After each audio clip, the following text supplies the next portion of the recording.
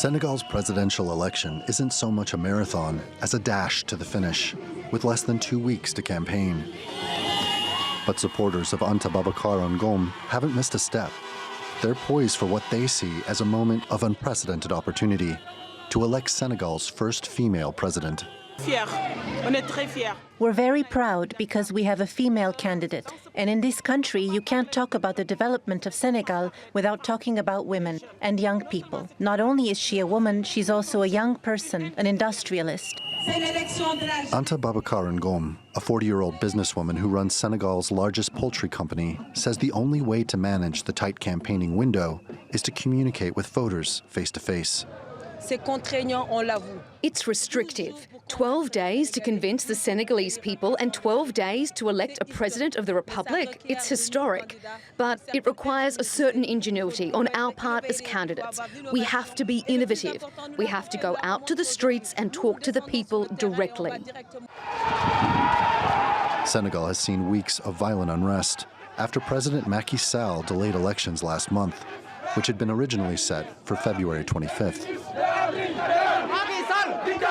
The move ignited fear and anger. He was planning to stay in power, having already served the maximum 2 terms in office.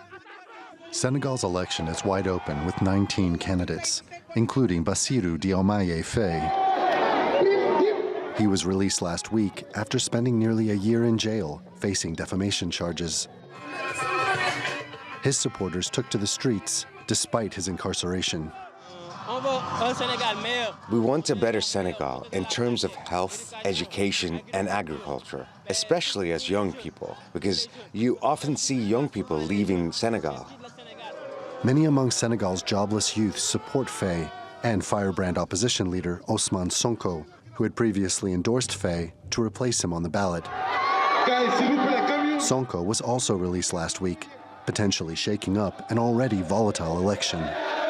But Senegal's sole female candidate says she's the one with the answers to the country's economic challenges, including youth unemployment. Industrialization is my solution. It's my culture. And that's how we can revitalize the Senegalese economy, starting by revitalizing the primary sector. The average age of Senegal's population is just 22 years old. And Anta Babacar Ngom is hoping her experience in creating jobs will appeal to a young electorate that desperately needs them. Randolph Nogel, TRT World.